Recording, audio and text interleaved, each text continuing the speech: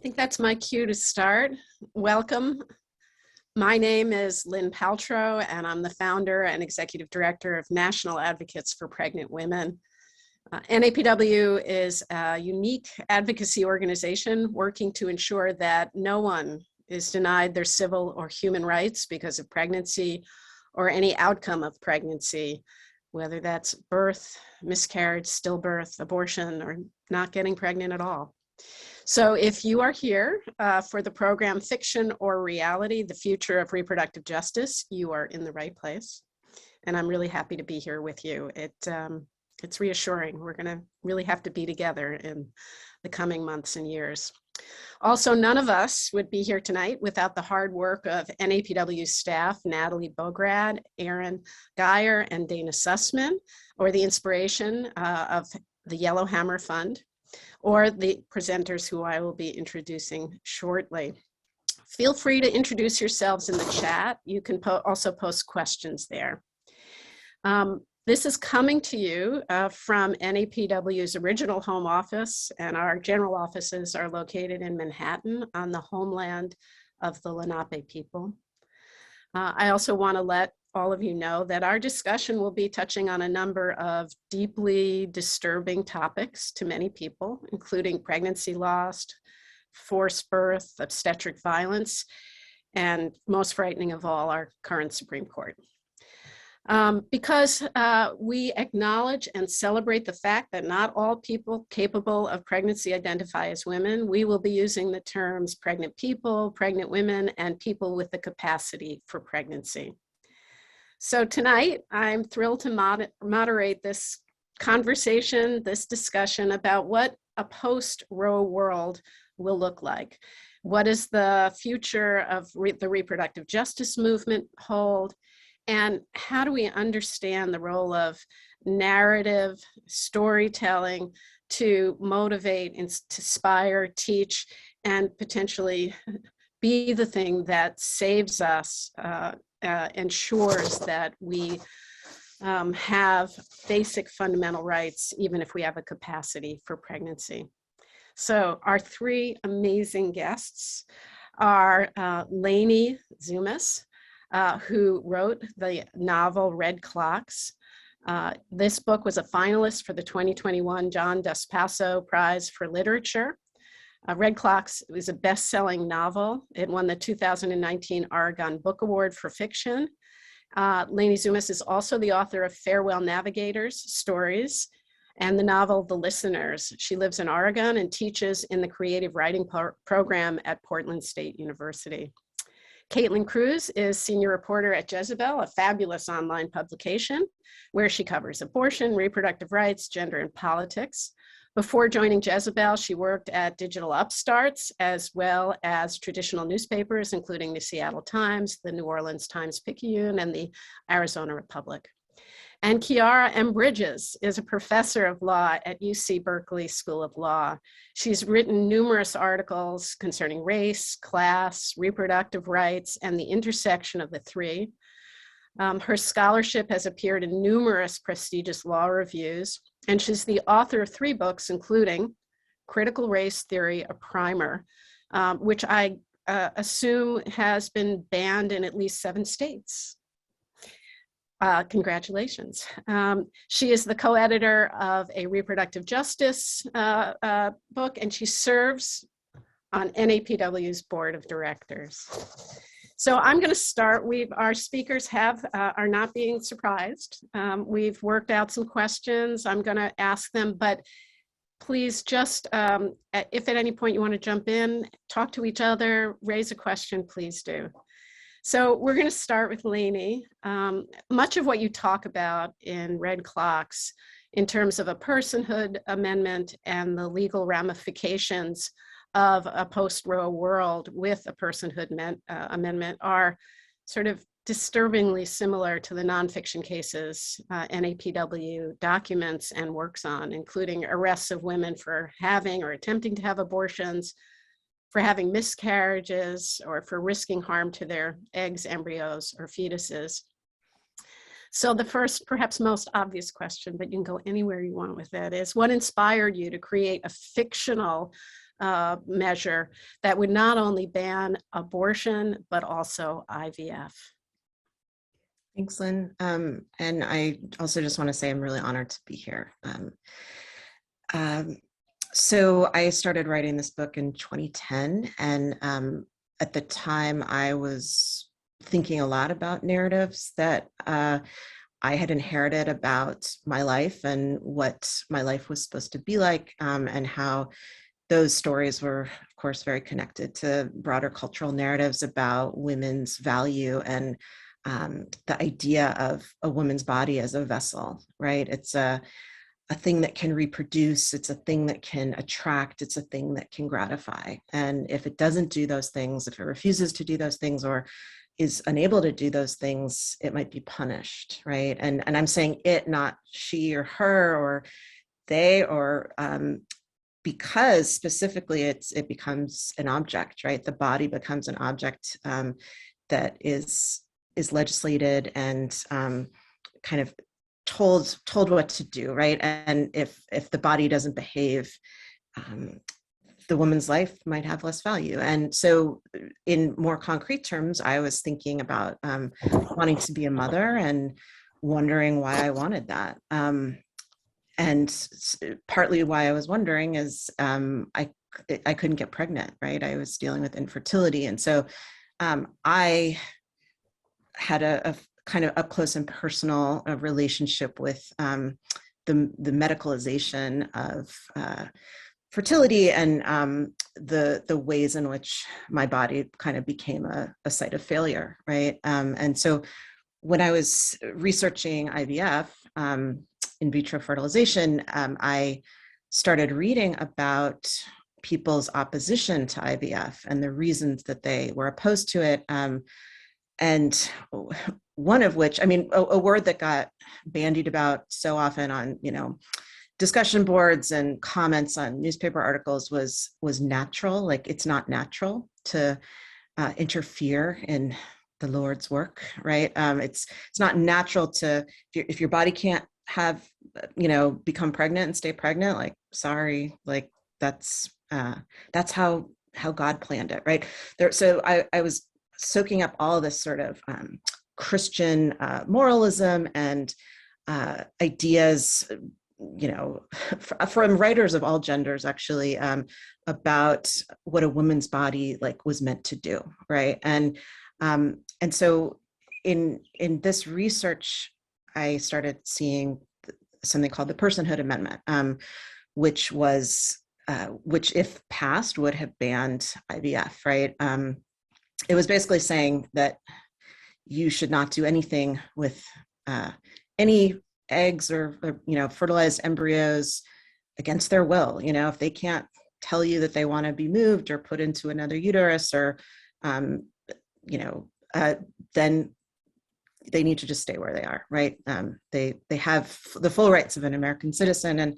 And this was horrifying to me, and sort of, I would have thought it was really fascinating if I hadn't felt so personally implicated in it, and wondering, like, wait, what if something like that passed? Like, what would happen? And so it sort of started out from a more self-centered place, actually, a sort of fearful place, but then pretty quickly I understood, like, oh, this is the thing that will get abortion banned, and this is the thing that will prevent certain people from getting pregnant, right? So it's bringing so much surveillance, right, into kind of back into our politics. Which, I mean, in many ways, surveillance has never left, especially for bodies that are already marginalized. But so that was when I read about Mike Pence, who was a long time and early and often sponsor of attempts at a personhood bill, and Paul Ryan, and so that's why I put it into my novel. It did feel very distant at that time. It didn't feel like an immediate possibility, and obviously that changed, right? But that's, again, one thing I appreciate about this forum's focus on narrative and storytelling is really that, when I came to really have to confront more honestly my own relationship to narratives about women, women's lives and the value of what we do, really what I could do with it. I mean, the only thing I knew how to do with it, what to do with it was to write a book, right? Or write something. But there's so many other types of storytelling that are important right now. And so I'm really looking forward to hearing from Caitlin and Kiara about their work and beyond. So thank you for having me here. Thank you for being here. So Caitlin, Kiara, whoever wants to go first, perhaps respond and talk a little bit about what impact personal stories, narratives, fictional, non-fictional, about birth, pregnancy, abortion, what role how you use them and how you see them influencing advocacy for reproductive justice and positive shifts in how we think and act around those issues. Will it help if I call on just one of you? I was going to say I can start. The reason I became interested in abortion and covering reproductive rights and reproductive health care more generally was when I was in high school. Dr. George Tiller was murdered. I was going to high school in Nebraska, which is very close, and it was pretty close to where his clinic in Wichita was. But the way it was kind of covered, really didn't make sense because, so this had been the second time this man was shot. This time he was actually killed, and it was in the entryway to his church, where he was a pretty regular, not only a regular attendee, but I believe he was a regular usher. He was very involved. So a deeply religious man who was also committed to doing abortions for decades. And I was really kind of just confused because I was like, this dude was killed, and we're talking about him as if he's this person who they're like, yeah, it was bad, he was murdered. But I mean, and it was always very awkward framing from where I grew up in this really conservative place. And so as I went to college and through journalism school, I realized that there was basically one major place that was what I thought to be telling the truth, both in spirit and in letter. And that was Rachel Maddow when she was covering him, because they had actually become sort of friends. And she was one of the only mainstream journalists to really care about it as it was, which was a violent murder. And so I found that really important for how we talk about the violence surrounding reproductive care as a formative story of and I took that really seriously because I've realized that journalism is about both the truth in the letter and the spirit. Thank you. I'll just add that I think so frequently in these conversations around pregnancy, but abortion specifically, the people who choose to terminate their pregnancies get dehumanized, right? Either we get reduced to sort of stats like numbers, 1 in 3 or 1 in 4 people will have an abortion over the course of our lifetimes, or we just get reduced to whether the numbers are used in advocacy or in opposition, right, to our rights. And the numbers are powerful, right? So in one sense, saying that 1/3 or 1/4 of all people with a capacity for pregnancy will terminate a pregnancy in the course of their lifetime, this sort of makes it de-exceptionalizes abortion. But then in another sense, we kind of lose the humanity behind those people who are making those decisions. And in some cases, those decisions are incredibly complex. In other cases, it's obvious, it's not complex at all. It's clearly the best thing that they need to do for themselves and for their families and for their lives as they imagine them. So narrative for me dehumanizes, or rather narrative humanizes folks who are so frequently dehumanized. And I try to insert narrative in yeah, in my legal scholarship, but also, I have a doctorate in anthropology, and sort of the methodology of anthropology is field work. It is gathering narrative, right? And then using that narrative to interpret culture and sort of make sense, defamiliarize the familiar, and then familiarize that which is unfamiliar. One last thing I want to mention is, just as Leni linked abortion restrictions to IVF restrictions, both of which are accomplished through personhood amendments. I think that it's important for us to link abortion rights to the panoply of rights that we need as folks with the capacity for pregnancy to control our lives, our bodies. And so abortion is close cousins, if you will, to the freedom from forced sterilization. Abortion rights is a close cousin to the right to survive childbirth. And I mentioned the right to survive childbirth specifically because there's, a number that's bandied about a lot these days, fortunately, and that's 3 to 4 times as many Black women die from pregnancy-related causes as their white counterparts. So we've been talking a lot in this country about racial disparities and maternal mortality.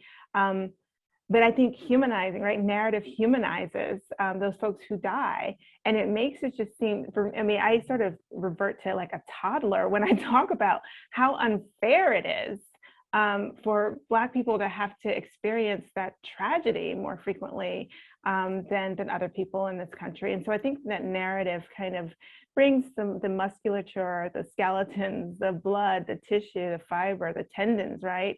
It helps to bring people alive. So hopefully those who are so willing to dismiss them will see that they are humans with hearts and dreams and other capacities. Well, among the things that I love about all three of you is the fact that you don't just talk about abortion, that you understand how this is all connected to every aspect of pregnancy and the capacity for pregnancy. And I have to appreciate how, Leni explained the Personhood Amendment and the kind of things that Mike Pence and Paul Ryan were supporting, and just point out Leni described it as, giving fertilized eggs the full rights of an American citizen. But I always want to say, well, which American citizen? That part of the point of the Personhood amendments, measures, and the March for Life, which is going to happen tomorrow, and focusing on personhood, is to distract us from all of the groups of people in the United States who have still not been recognized as full persons under the law, or real personhood movements, Black Lives Matter, feminism, disability rights, people with disabilities, and their fight to be recognized as full persons. So I love all of you for all of the connecting. Lynn, I'll just jump in just for half a second just to say that in the work of NAPW, right, is to highlight that when we give rights to fetuses, we render a whole swath of the population without rights, right? So just as fetuses are given the rights of full citizens of the United States, we're denying the rights of half of full citizens of the United States. So it's an irony that would be funny if it wasn't so dire. So, Caitlin, you're writing stories about what's happening in Texas and across the country. And you've sort of answered this, so you can diverge if you'd like, but when you're writing as a journalist, to what extent does an awareness of the power of narratives influence what you're reporting on? I think it has a really great influence because like Kiara said, it's like there's only so many stats you can throw at a person in order before they stop reading. It's like a good rule of like narrative writing is that like, or even just newspaper writing is like you can have one stat a sentence, even a paragraph, and that is it, because that's all a reader can really take before their brain just is like, we'll go this way. It's the story about numbers. This doesn't matter. And so it's really crucial for me. I'm like, for example, I'm currently working on a sort of longer essay for the anniversary of Roe v. Wade on Saturday that is about just why people get abortions and the kind of abortions that have been allowed or just tolerated. And so often me and my editor are just going through, and it's like, these stats are like helpful for some context, but like so many of them are just unnecessary. And so what I'm ending up leaning on is the stories of abortion patients that I interviewed, and people who were like willing to talk to me about, for some of them, pretty painful times in their lives, stories of both infertility as well as rape, like as well as just like real poverty. And so those have become much more helpful to like distilling my own thoughts about how I think about why people get abortions and how we even just talk about abortion. And then I also think it's important to highlight the fact that I really try to write about people's procedures with their consent. The reason I got connected with NAPW is because I wrote about Brittany Pula, who is an Oklahoma woman who was convicted of, I believe, manslaughter for having a miscarriage. And the state of Oklahoma has said it's due to her drug use, but like there's not a medical test that can say X caused Y with regards to drugs, especially hers was pretty early in her pregnancy. And so that was a case where her story had already become pretty public. And so it was a time where you have to take a lot more care, because like eventually they will have access to the internet again. And when they Google themselves, I hope that the stories I'm writing about them don't make them feel worse about an already pretty terrible time in their lives. And it also means that when you do have like the consent, where I was interviewing just like dozens and dozens of former abortion patients, just like talking about them through like, what kind of publicness do you want? Like, do you want your first name? Do you want your full name? Because the internet can be a scary place for people who are not used to like anti-abortion vitriol. And so I think that's another really important part of narrative, is prepping people for what's likely to come.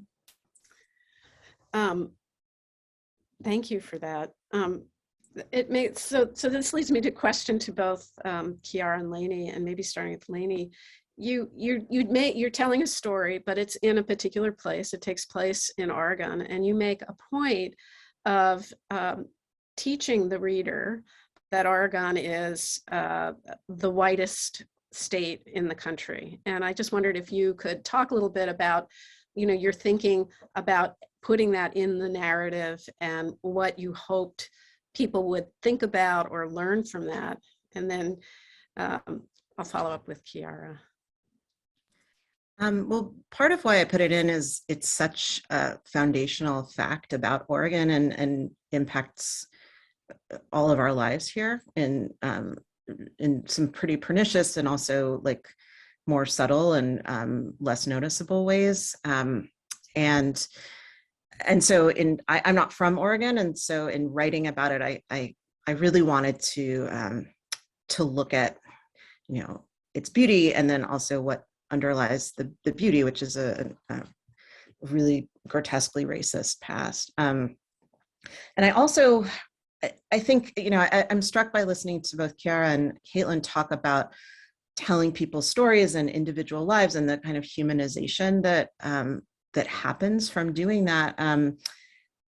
Because I thought a lot when I was writing Red Clocks about, these characters are individual characters experiencing things, and part of their experience is influenced by the fact, that these four kind of central characters are all white, and that is important to the privilege that they have, that in one case very kind of obviously mitigates the impact of the Personhood Amendment and the laws in the U.S.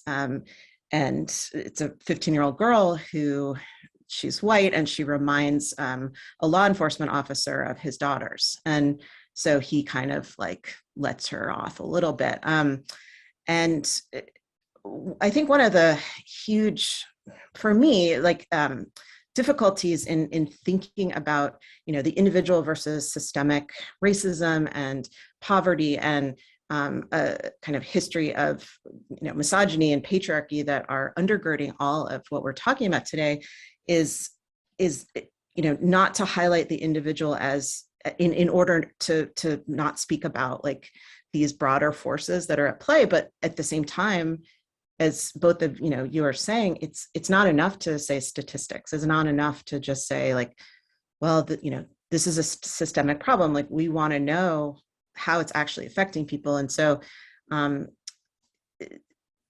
guess also I'm struck by, Caitlin, you're talking about telling people's stories in all their difference and like variation. And one of the, I think, problems in terms of narrative and storytelling around abortion is that it so often gets framed as a tragedy. It's like, or it's rare and like, rare, legal, and or it's like ordinary, or it's rare. It can't be both, right? Like, it's actually incredibly ordinary, and for many people it's not a tragedy, and it's the thing that will help them get through all the things that Caitlin mentioned before, surviving rape and dealing with poverty and other like healthcare disparities. So how do we, and when I'm the we is everyone, right? Like, how do we actually shift out of that kind of after school special narrative of like, the girl got pregnant, like, what's she going to do? It's really hard and she doesn't want to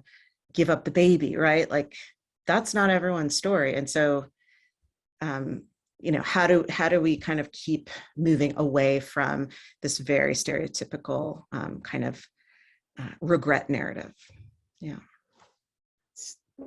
So Chiara, in part, I have a couple of questions, and you might have responses. But first, could you talk a little bit about the idea of pregnancy as a site of racialization? Yeah, that was that's the subtitle that's after the colon on my first book, Reproducing Race. And I was just very interested in, and I'll be brief on this, but for so long in my, high school, college years, even law school, I'd heard that race is a social construction, race is a social construction, race is not a biological entity, it's a social construction. So I was led to be curious about, okay, how is race constructed, right? If race is a social construction, but race persists today, and it very much does, it's not because we inherit it from like the 1600s or the 1400s or the 1200s when race was invented, and we just inherited this, category and ways of organizing human beings from way back when.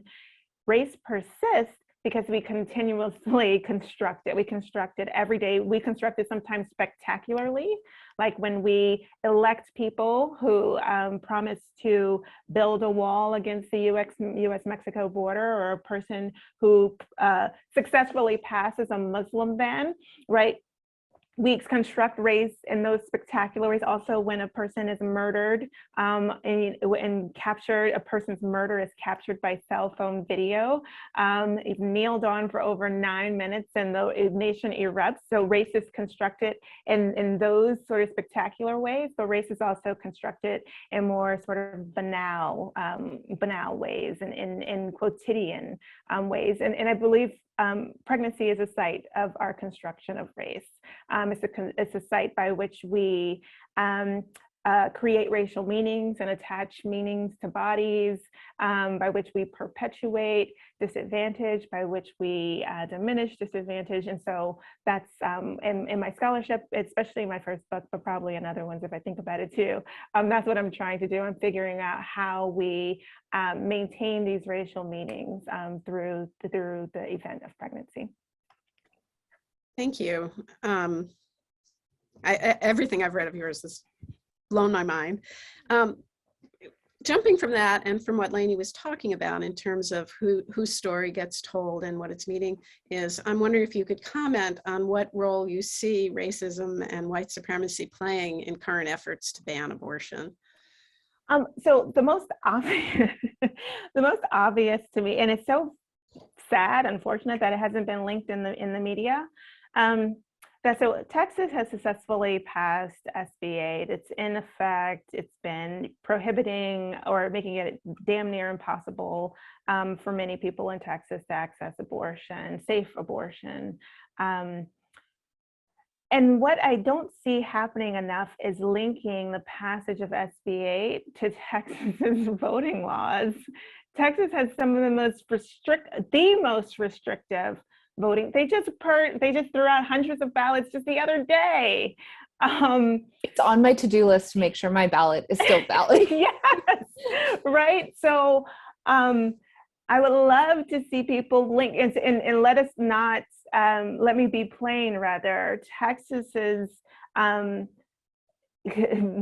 just delight at disenfranchising people in Texas. It's part of a white supremacist project. It's part of making sure that the only people who are able to cast a vote in Texas are white people with privilege. And so linking that to SB 8, it means that SB 8 is not representative of the people of Texas. SB 8 is representative of that subset of people who are still able to cast a vote in Texas. And same thing in Florida.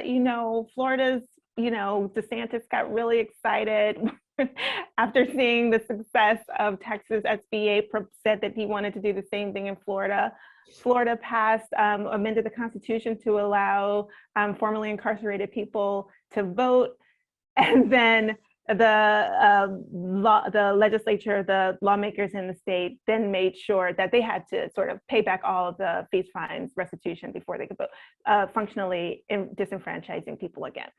So I want to link the passage of these regressive laws regarding reproduction, abortion, to the inability, just the the gutting of the Voting Rights Act, 1965, Congress's unwillingness, inability to give the Voting Rights Act some teeth, through passing a new triggering formula for preclearance. That's important, right? The linking between white supremacy and abortion restrictions and other restrictions on our capacity or on our ability to control our reproductive lives. And I'll just stop there. I won't take too much time. And the cat agrees with me. And your cat was like, yes, 100%. Excellent appearance. Thank you.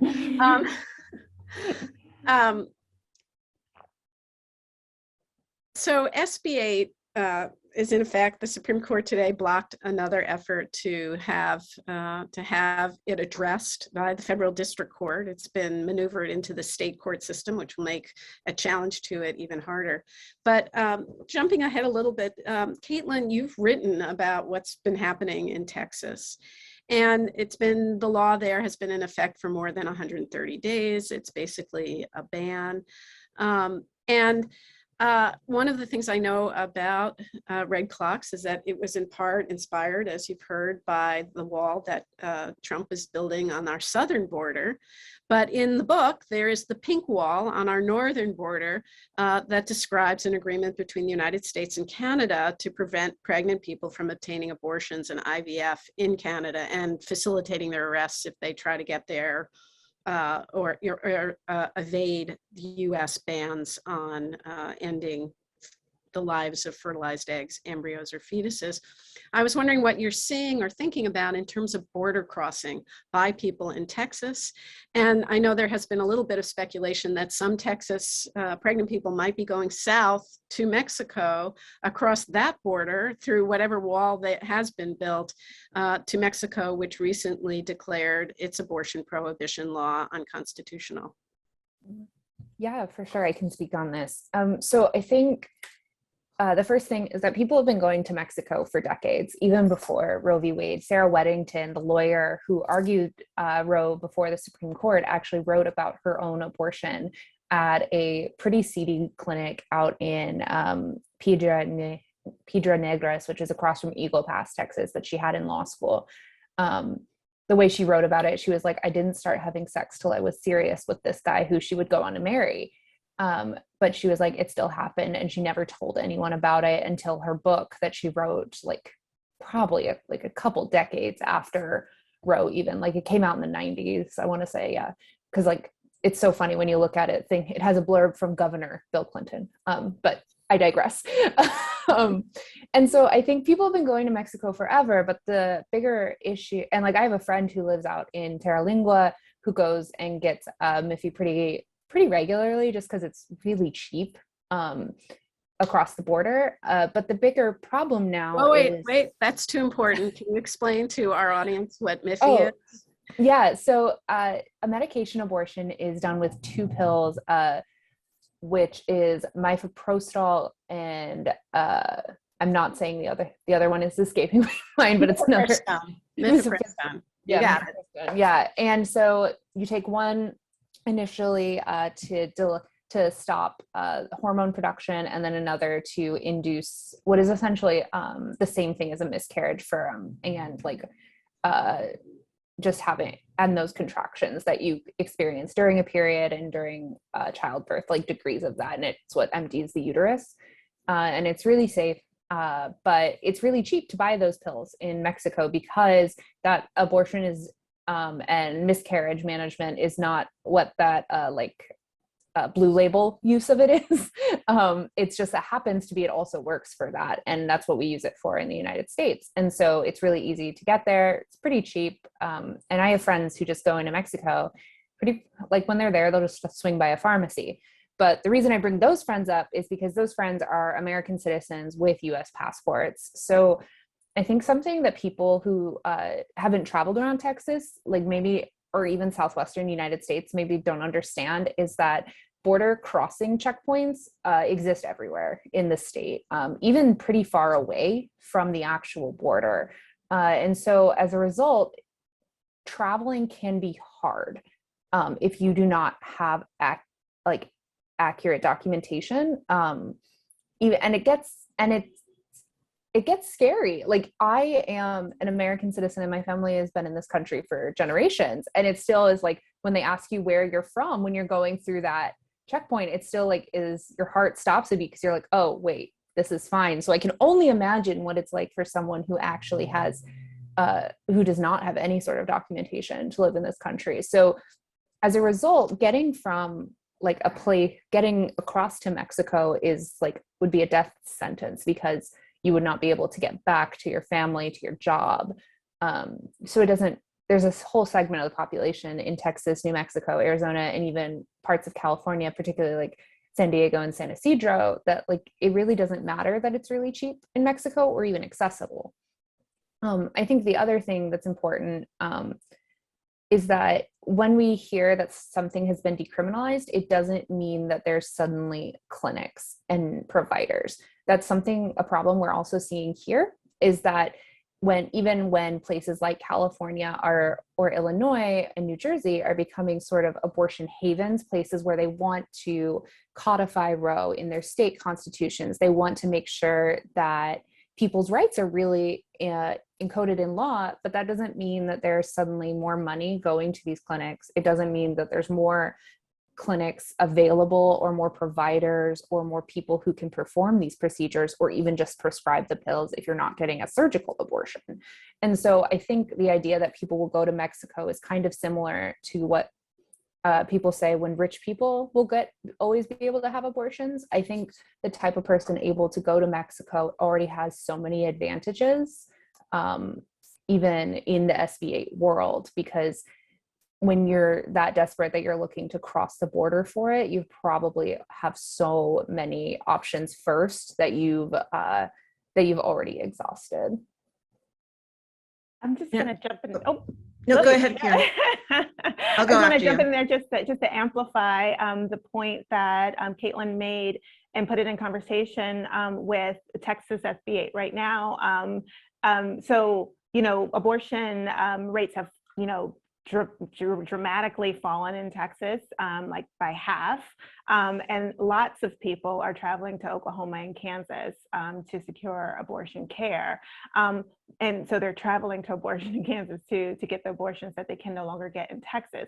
And those border checkpoints, right, are making it impossible for those whose citizen or documentation is either non-existent or they're just scared about it, right? It's making it impossible for them to secure the care that other folks who are privileged in that regard can secure in other states. So I just wanted to add that little gloss. Sorry, Leni. Oh no, I mean, that's what you're saying and what Caitlin's describing are great examples of this disconnect between the material lived lives of people in this country and the kind of more not only conservative, but I would say kind of mainstream media, even narratives about like, well, someone can go to a neighboring state, as though like that's just equally easy for everyone. Or, I keep thinking of the adoption narrative of like, well, why wouldn't you just, stay pregnant so that, another person could enjoy that child. And yet, as Chiara was mentioning earlier, a lot of people die in childbirth. A lot of people get sick permanently, like they have medical disasters that will change their lives. And that's not really part of this, like, oh, but you can just give it up for adoption narrative, the reality of what can happen. And I think that disconnect scares me a lot because, because it's not just people who are making decisions in sort of malignant and intentional ways. It's the sort of maybe not malignant but still complicit, just sort of like average citizen who's like, well, what's the big deal? Like, can't you just go to New Jersey? Like that. I think that's really scary. I think a great thing to take away from this is that adoption is not an alternative to pregnancy. It's an alternative to parenting. And so I think that's always a great thing to remind people. And that also, for a while, pregnancy was considered a pre-existing condition by insurance companies. So take that with a grain of salt. Wait, can you explain what that means, what the implications of that are? Yeah, so before the ACA passed, or Obamacare, there were insurance companies could deny you health insurance really for any reason. Like there wasn't a whole lot of regulation around like what the minimum standards for what a health insurance plan had to include. And so being pregnant, because of the costs associated with with maternity and labor and delivery, it's expensive to give birth. Like I am sure people in attendance who have seen their bills for delivering a child can tell you it's like a good budget from my friends has been like, have a spare $7,000 spreading around. And that's if you have good insurance that covers most of it, right? And so before the ACA set those standards, insurance companies could say, well, you're already pregnant and that's going to cost us a lot of money, so we're not going to cover it. And then so you'd have to have an out-of-pocket birth, which can number depending, like let's say if you have a birth and delivery with very few complications, like everything goes pretty smoothly, but you're still in the hospital, it can easily run you $50,000. Okay.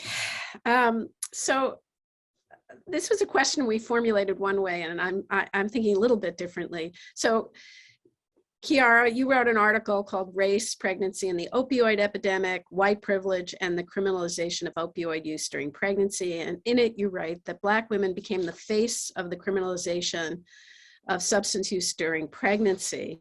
And that grew out of the late 80s and 90s, crack baby meth. And the question I'm really interested in from all of you, but starting with you, Chiara, is when I think back to what was said about what happened as a result of prenatal exposure to the smokable form of cocaine, crack, which was entirely painted as something that Black mothers, Black women did as part of our history of racism, that has been shown to be fictional over and as a matter of science, as a matter of medicine. It is a fiction that there were a group of people who cared so little about their children, they would take this drug that would do things we didn't, and they would literally say, cover of Rolling Stone magazine, hurts babies in ways yet unknown. Well, if there is yet unknown, maybe they're not actually happening. So that's a fiction that has such stickiness. It stays, it's recycled, variations of it are used. Why do some fictions have the staying power and others don't? Oh, great question. I guess I'll start by answering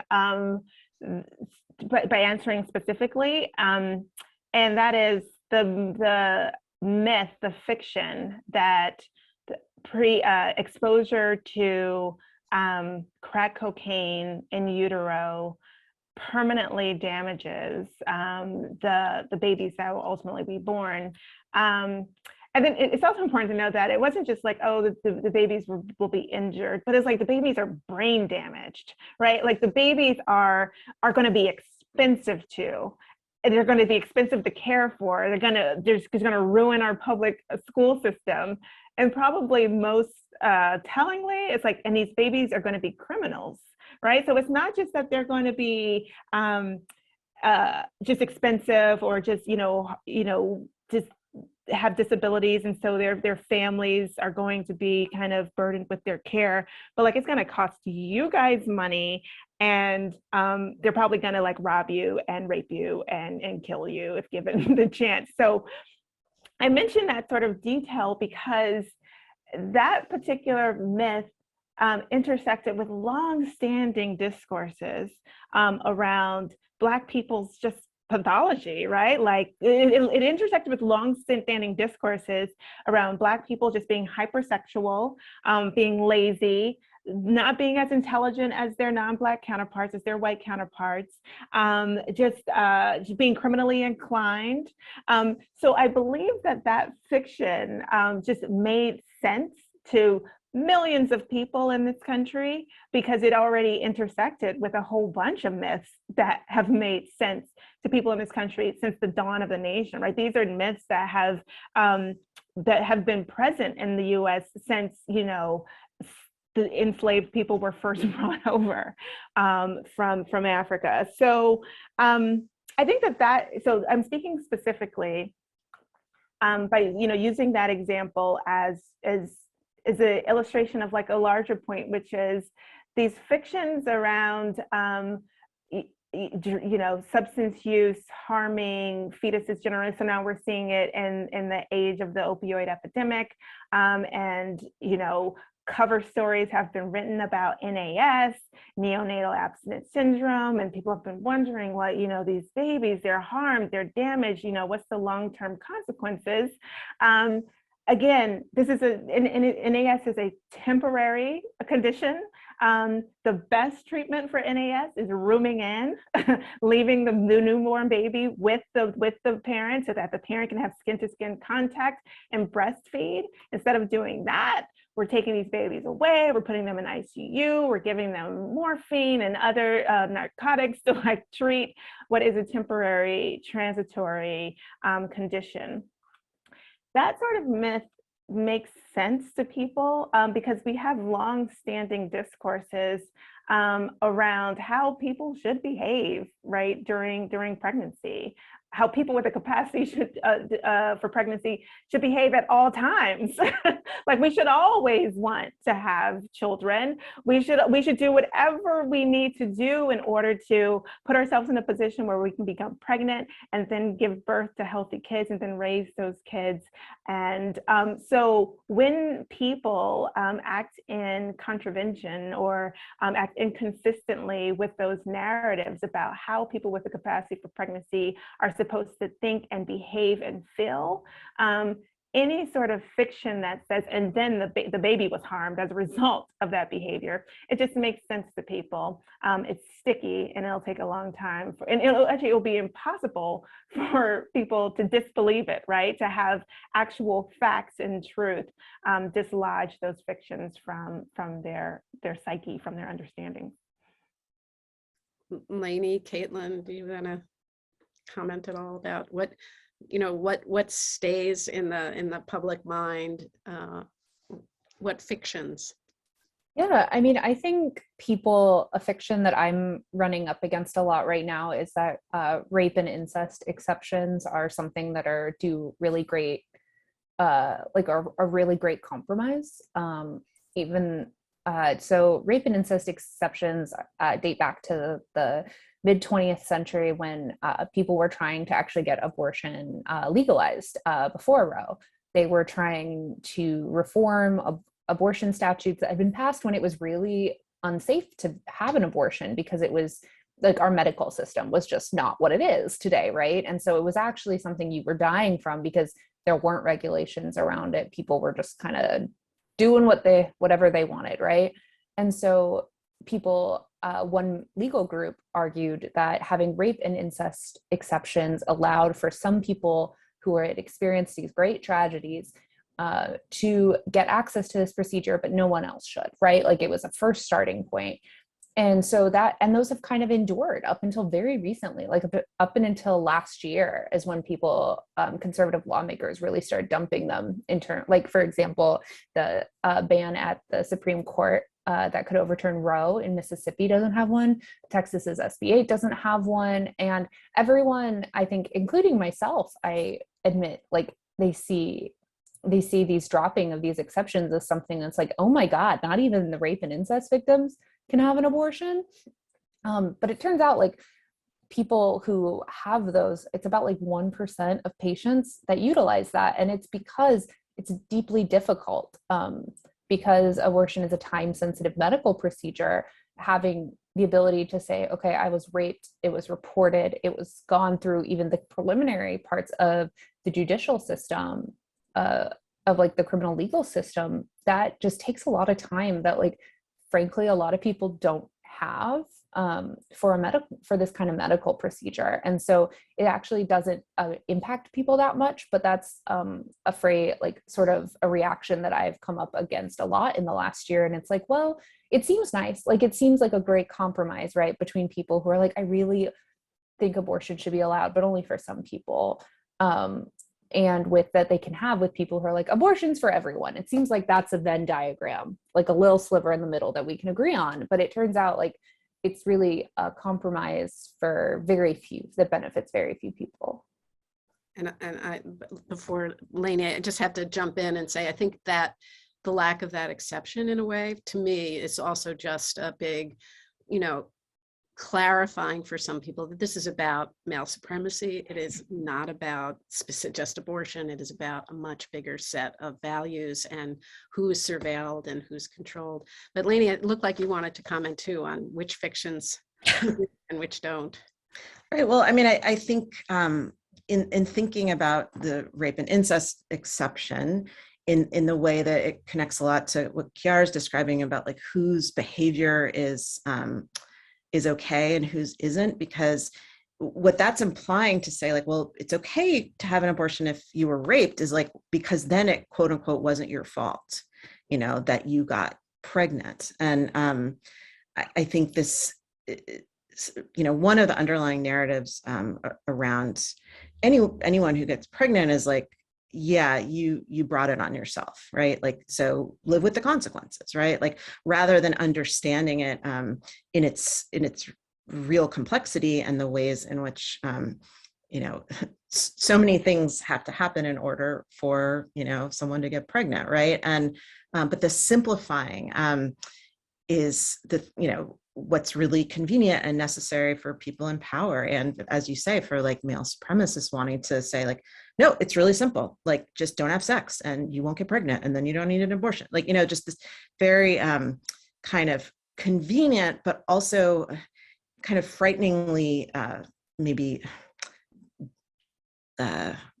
deployable because so simple narrative, right? Like to actually sit down, like we're doing right now, or, people do all the time and have a conversation about the intricacies of like, the history of the United States and ableism and racism and misogyny and the really particular ways that these things come to bear on people's lives. Like, that's not a soundbite, right? So like a politician isn't gonna like wait to do that. It's so much better for a certain kind of politician to say like, this is really simple, it's just about like the family and like, let's move on.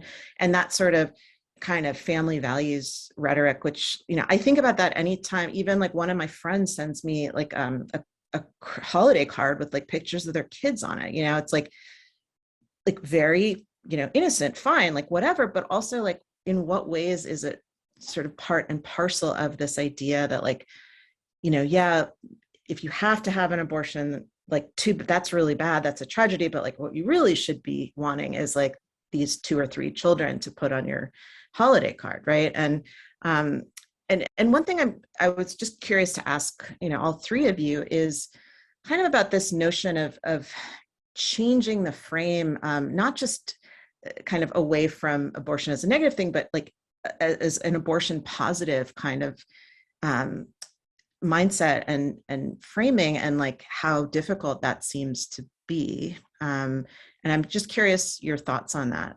Like not just anti, anyway, you understand what I mean. Yeah. No, your question resonated with me because I had the misfortune of testifying for Congress about Texas's SB 8 a couple of months ago. And one of the other witnesses who was called by the Democrats essentially was a abortion provider. She's an amazing person. And I feel fortunate to have our orbits intersect, even in such an unfortunate context. But that being said, she had been working, she's an abortion provider. She had been working to sort of destigmatize abortion. And she had tweeted, hey, you guys, tell me your funny abortion stories, right? Because like we tend to, think of abortion as like this tragic day, or that's like the narrative that we have been fed. Like you should think of your abortion as a tragic day. It's very solemn experience, like the scene in Scandal where they have the Aretha Franklin song playing. It's not Aretha. Right, don't do Aretha like that. No, but like it's supposed to be just, you ought to feel bad about this thing. You ought to remember it as the worst day of your life, even if you think it's the best thing for you. And so the reality though is that, again, people have different relationships to their abortion procedures, to their abortions, the need for them, their desire for them. And even if you have arrived at your abortion decision, if it was difficult to arrive at, funny things happen, right? Like gynecological care can be funny at times. And so what she was trying to do with this tweet was to invite people to like destigmatize abortion, invite people to find, levity, if you will, in something that people have framed as a tragedy. I say that long prelude to say, and that was weaponized against her. A Republican representative printed her tweets, read her tweets to the committee in an attempt to make it seem like this is an evil woman who kills babies, who takes killing babies lightly and invites other people to take killing babies lightly.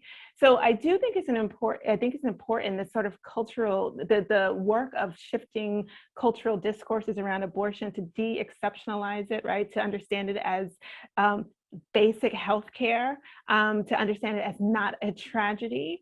But I think that we have to sort of steel ourselves for the inevitable backlash, right? And the expected deployment of narratives that we are somehow less than human because we don't understand the gravity of this event.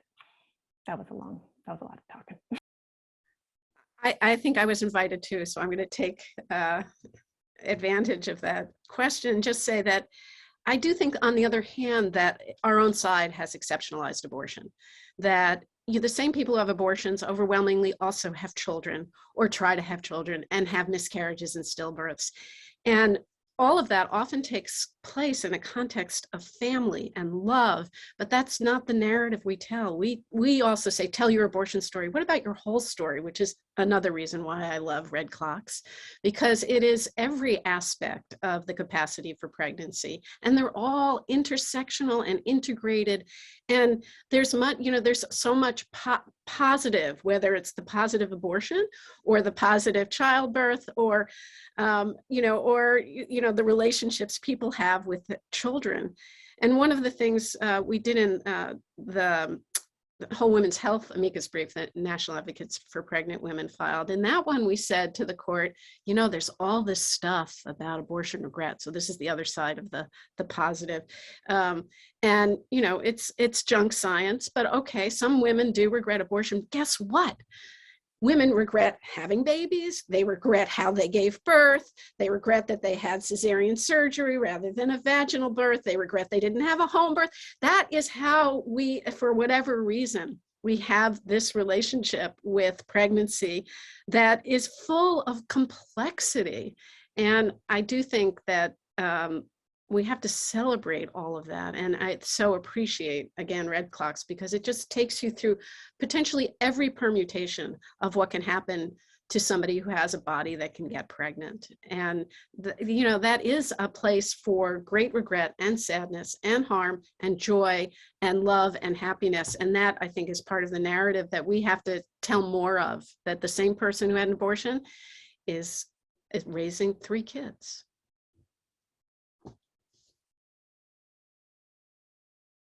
Caitlin, do you want to? No, I think you guys, I've really enjoyed your answers, particularly bringing up the doctor from the testimony, because I remember when they started reading those out loud and I started laughing. So I was like, these are such benign tweets. That's funny. You have to be brave to do this work. So Leni, before one for the whole group, I have one, another one that kind of segues back, which is, you know, there's the character Jin who identifies or is identified as a witch, and it's and community judgment of her, and it sort of connects to the Texas SB 8, which allows community judgment, community civil lawsuits against anybody who helps someone have an abortion. And I'm struck by, you know, the fantasy and fiction that is, for example, methamphetamine caused a stillbirth. Well, we actually know that methamphetamine doesn't cause stillbirths. In fact, it can't cause stillbirths. Otherwise, I'd be mailing it to everybody in Texas to use.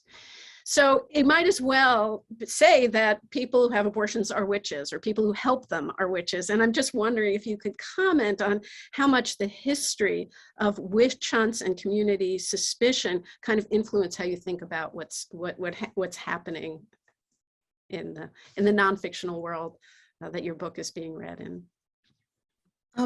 Well, one of the reasons I was interested in writing a character who is perceived to be a witch, you know, she's uses a lot of like wild and like locally harvested medicines to like give healthcare to people who don't have health insurance, and including terminating pregnancies. And there is such a huge fear, I think, of a certain kind of power that is coming sort of from the bottom, right? Like from the bottom, like people who, you know, do not have wealth, do not have privilege, are not kind of already sort of comfortable in the world, right? And so when, you know, people are saying like, I'm not actually going to like play inside this like little grid, I'm going to go over here and like do some more interesting stuff that is like going to enhance people's lives and like help people, that is so scary. Like it's like absolutely terrifying to people, and that's really what we're seeing today. And you know, to trace it back in terms of say like the like European, it's certain European and American kind of histories of witch persecution, like, you know, locating all the fear, like putting everyone's just sort of fear, like it's scary to be alive, right? It's scary when the cattle, you know, all the cattle die and the, you know, people are going hungry. And so what do you do with the fear? Like, okay, let's find a not powerful, like 14-year-old and put everything on her, right? And I think this very much connects with the idea of placing a kind of like moral judgment and, you know, sexual judgment on people who are pregnant, as though like, you know, it's like you got yourself into this mess, like now you can, you know, come to terms with the consequences. Like there, I think there is really a connection with that, like, you know, don't think like you can just do whatever you want, because we don't actually, I'm not including any of us in this we, but there's a sort of we saying like, no, you're not actually able to make these decisions. You're not actually able to have this power. Like, who do you think you are? Right. Like there's something in there that almost like, you think you're entitled to be fully human? Like, where did you get that idea? Right. So even if someone isn't being, openly labeled a witch or something, something that is resisting the sort of smooth, like, rolling on of power and hegemony, like that needs to be stopped, right? Like that really needs to be quashed. And there are as we've been talking about today, there's so many narratives to choose from to support that like repression, right? With whether it's a kind of like racist ideology that pick and choose, like which stereotype do you want to bring to bear on like this situation. And so I guess like the more that people keep bringing attention to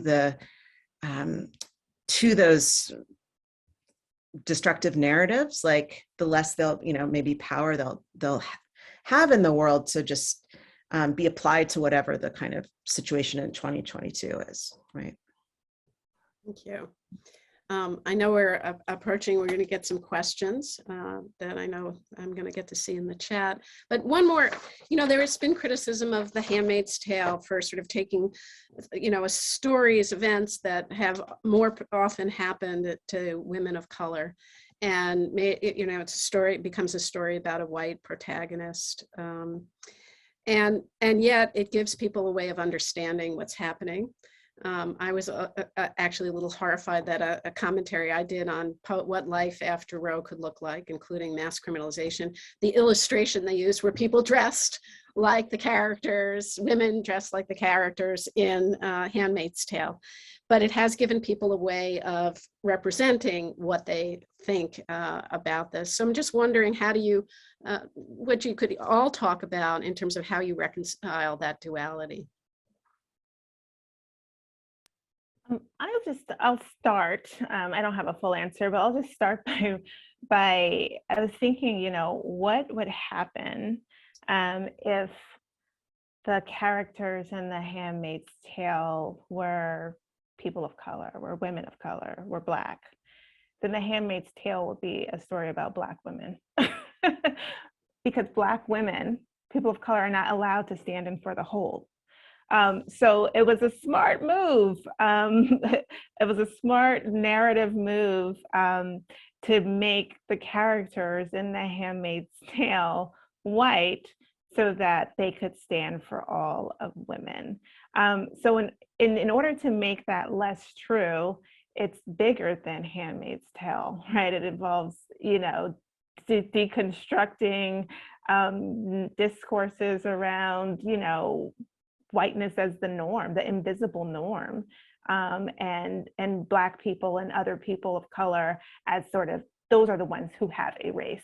So much bigger than A Handmaid's Tale. And again, that's just the beginning of an answer, because again, a story, a narrative that sort of centers a person of color, that is around people of color, could never represent the experiences of people in this country. It would only be sort of individualized. And again, I'm saying this is the way it should be. I'm just saying descriptively, this is the way it is. Yeah, something I've always taken away from The Handmaid's Tale, and in a way not really understood the criticism of that, is that like, it is the ideal of the people who want this kind of world, right? And it's like the same reason that people don't want to adopt Black kids out of foster care. Like there's known that those kids stay in the system longer. And so I've always seen the fact that it's based around white characters as the ideal of this power structure is trying to erect. Like that is what their end game is they want to have a white and or white passing society, and they want those kids to only be from those women And so I think that's also something really important to understand, is that like these kind of narratives really illustrate the end goal, which is that it's a patriarchy that is made for and by white men. Leni, as the representative of fiction writers, do you want to add anything? I guess what I would say is the more that, you know, any conversation about Margaret Atwood is also about Octavia Butler, is also about, I mean, like the more that we don't kind of like rest anywhere, like we don't dwell with like anything as the representative narrative, and to constantly be expanding like our reference points. I think that's in addition, because I what Kaylin is saying, I think is true. Like there is a kind of like, this is like, you know, the end game, like this is what we're seeing, and also to not let that be, you know, the only Showtime or HBO, I can't even remember who produced that, but like that's not like, that can't be the, it's like, oh well, they already made something about like abortion and like reproductive rights, so like that's done, right? And because that's what I think is one of the limitations of something like The Handmaid's Tale getting as popular as it did. It's like, okay, well we did that, right? Even though, as we're saying, like, you know, there are all kinds of limitations on like who is actually being represented by that. So I don't know, more and more stories, like as sort of simple as that sounds, like I think that needs to happen. Yeah. Thank you all. So I'm going to pull from some of the great questions we've gotten from our amazing audience. So I would love to hear from all of you whether there's an example in any subject area, any context of narrative storytelling that you believe motivated you or motivated other people to take action, to mobilize people for something. I think one of my favorite examples was about 5 years ago, Jezebel published an anonymous Q&A with a woman who had had a later term abortion. I believe she had it at 28 weeks. It was, and it was, the interview went viral. Eventually, the woman came out publicly and identified herself and worked to get the Reproductive Healthcare Act passed in New York. But at the time she was like, no, I want to talk about having to fly to Colorado, having to spend it was like $10,000 to get the procedure because it's not covered by insurance, right? And it's just like most medical procedures, it goes up the later you wait to take care of it.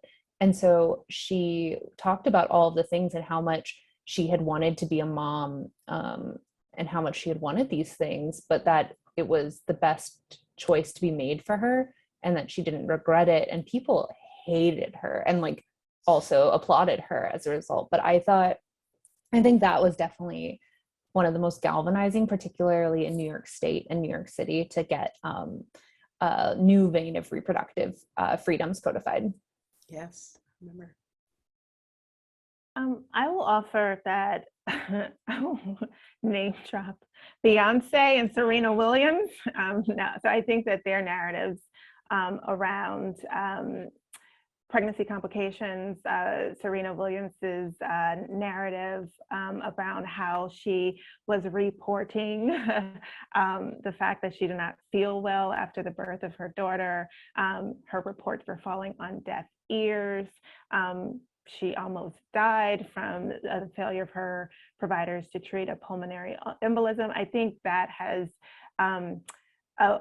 brought attention to the very old problem of racial disparities in maternal mortality, and it has caused people to be interested in it, to know about it, and has even incited, bills, the omnibus bill, but not only in California, but there was a federal one as well. So I think, again, it's a very old problem. I like to tell people that they started gathering statistics on pregnancy-related deaths in 1900. And back in 1900, it revealed, unsurprisingly, that Black people were dying at greater rates than white people. So this is an old problem. Nevertheless, now we see sort of movement around it. And I think it's because of the narratives offered by people like Serena Williams and Beyonce.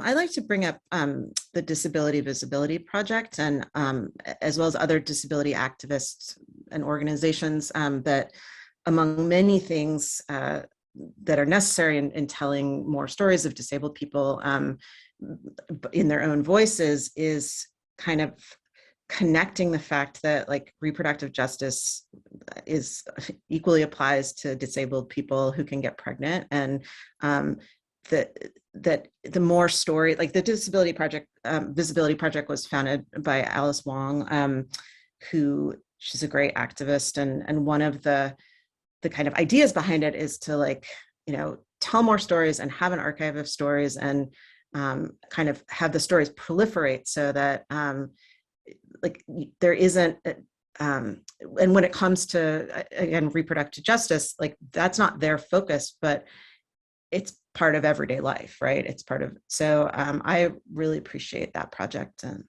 in particular. Yeah. Thank you. So I'm trying to see if we're one of the questions has to do with thoughts on the viability line, and whether it says when many pro-choice advocates frame as a reasonable, workable compromise on abortion rights, should we champion efforts to codify Roe v. Wade if it means codifying the state's right to control us through pregnancy? I'm not going to answer that first, and just would love to hear from all of you before I weigh in if I do. I'll start. I think abortion should be allowed at all stages. At a certain point, it's just called giving birth. Once you reach a certain point of viability, and I think that's the reality of it. But the fact is that like later term abortion care is really expensive, and there are not many people who are trained to perform it. And so I think if you want to expand on on making sure people have access to care, that's one area that really needs help, as well as just like expanding the types of providers that are allowed. Like, for example, in most states, people who are nurse midwives or registered nurses cannot perform even medication abortions because they're not registered as a physician. And so expanding that outward, I think, is really important. And I think the fact is like, with Kiara has brought this up with connecting abortion rights to voting rights, is like the idea of compromise is kind of laughable right now, because there isn't really a party to compromise with, either within the Democrats or Republicans. Like working within if you've read the Democratic Party platform, it's pretty broad in that they're like, we believe in the right to an abortion. And so that's just like a non-starter when you look at the Republican Party platform. And that's before you even get into the realities of Mitch McConnell's way of governing and how Kevin McCarthy governs the House when he's in control of it. And so I think it's important to remember that, like, when you think about compromise on the viability line, it's actually like a compromise of what could actually be passed. And so I think keeping in mind that Roe v. Wade was something that allowed abortion through the first and second trimesters is really important. I would not want to codify Roe v. Wade as it stands under Planned Parenthood v. Casey, which is what changed it. But the original Roe decision, great, excellent. Like, I think that's a great place to start if you're going to start codifying law, and then you can build from that. There's the hope. Kiara? Yeah, I have so many feelings. I'm actually looking at my clock, and I'm going to promise that I'm not going to talk more than 2 minutes, 3 minutes, two and a half. Okay. One, if we codify Roe, Lord, please, if you're listening, if you're out there, please let that be one of like 10 other reproductive justice bills that we codify, that we pass that term, that go into effect that day. Simply, Roe does no more, especially as limited by Harris versus McRae. Roe does no more than protect people's ability to purchase abortion services in the market. that right is meaningless for people who are unable to purchase abortion services in the market. So a true reproductive justice protection of abortion would ensure that people had access to the procedure, could pay for the procedure, and so on and so forth.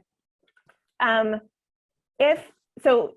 funny thing is that in my reproductive justice seminars that I teach, I spent a lot of time talking about the problems of the viability line, right? That the way Black men described it in Roe v. Wade as a logical and biological, you know, a line that has logical and biological justifications, you know, sort of pretty arbitrary in the grand scheme of things.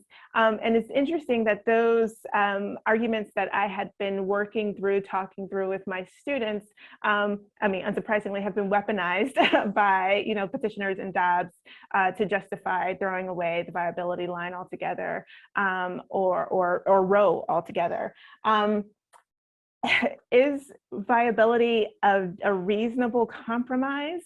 It might, if it is in a world in which it is reasonable, it would be a world in which people had access to, could pay for an abortion procedure when they discovered the pregnancy, when young people don't have to jump through literal hoops in order to get judicial bypass procedures in order to terminate a pregnancy without informing their parents.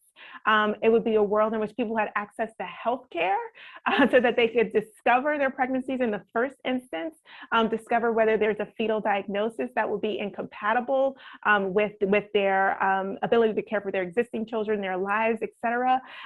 So we would need to do so much other affirmative things in order to make sure that people can know about pregnancies, access the abortion procedure,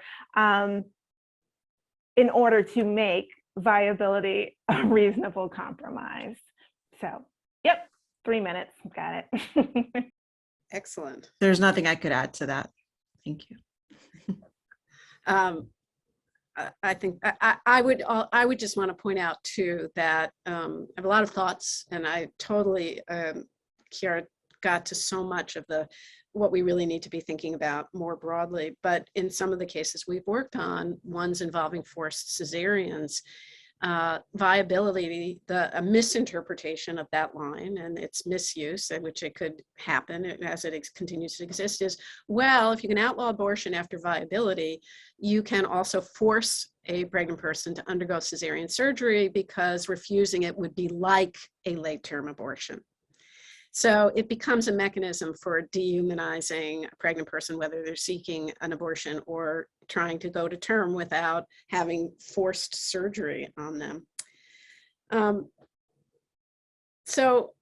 This is a question that came from the audience. It was also going to be our closing question about what gives you hope. And I'm going to, before I turn it over to the three of you, and I'm hoping you're going to give us all a lot of hope. It's related in a way. There's a question about the role of the constituencies who support IVF and whether they, how that has influenced what's happened. So one positive fact I wanted to share before we end this, and Leni, I was trying to tell you this by telepathy, and I don't know if you got it, which is, in the book, you have a post-Roe world, which seems imminent, but you also have a Personhood Amendment that sort of gets through all the number of states you have to have a constitutional amendment.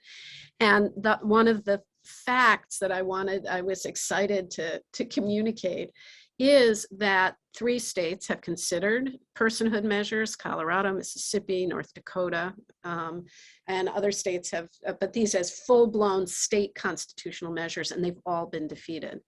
And especially in Mississippi, that defeat was attributed to the organizing of people who benefited from IVF moms who said, if you do this, we're all going to be impacted.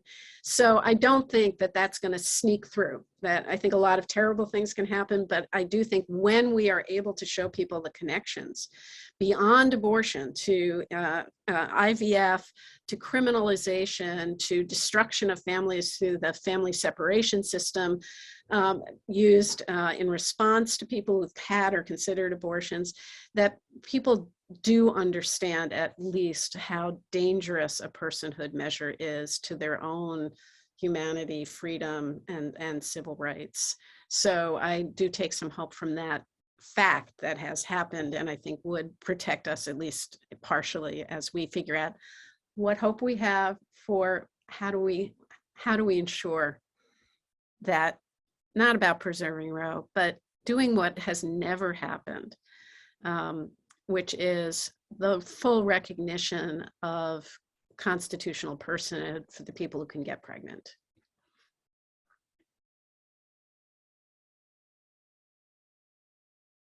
And Leni, why didn't you give us the answers? I respect you at the end of your book for the complexity, the beauty, but you didn't give me a list of what I have to do. Yeah, I think fiction writers are much better at questions than answers. And this fiction writer is. And in terms of hope, I think hope is such a weird word, right? Because it can, I don't know.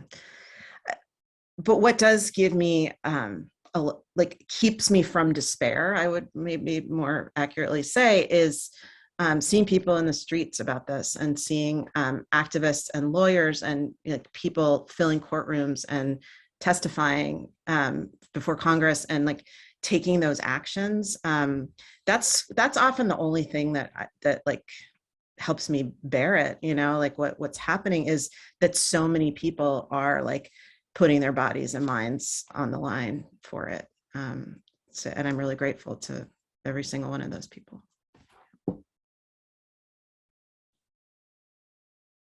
I think a thing that really gives me hope is abortion funds and abortion fund workers. I think if you are feeling despair about the state of abortion access, volunteering, donating to your local abortion fund, you can go to the National Network of Abortion Funds. If you Google that, they have a list of national funds that serve anyone anywhere, as well as your ones that are state or even city specific.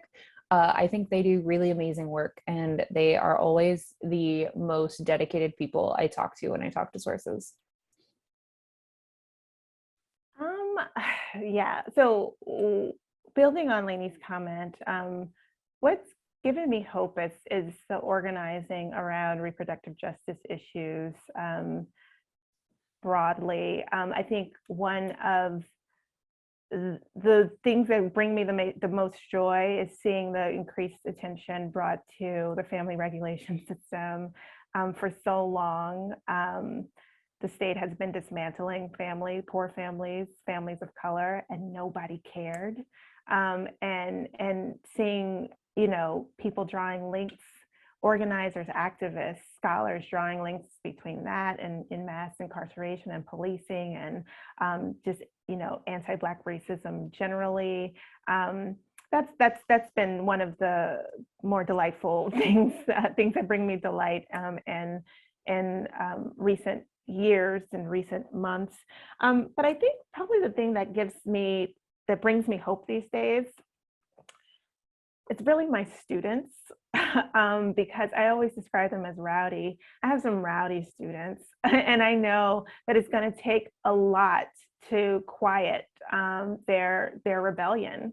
And I'll tell a very quick story about when I first read Harris versus McRae, and Harris v. McRae was the case in which the court upheld the constitutionality of the Hyde Amendment, and the court explained why the Hyde Amendment was consistent with Roe v. Wade, how it was not an infringement on the right to an abortion.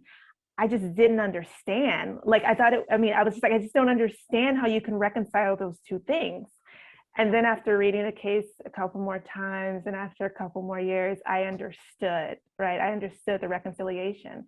And I now understand my understanding of the reconciliation as a loss, right? And understanding the sophistry, I lost some of the disbelief, right?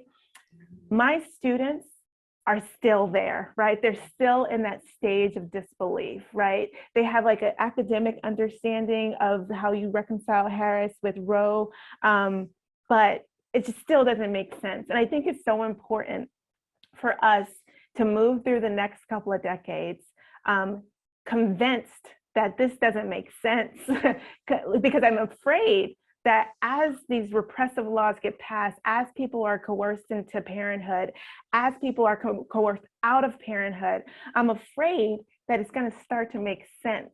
And we're going to start not understanding it as the injustice and tragedy that it is. So yeah, that's what's given me hope, my students, and their refusal, their like staunch refusal to understand what's going on in this country right now.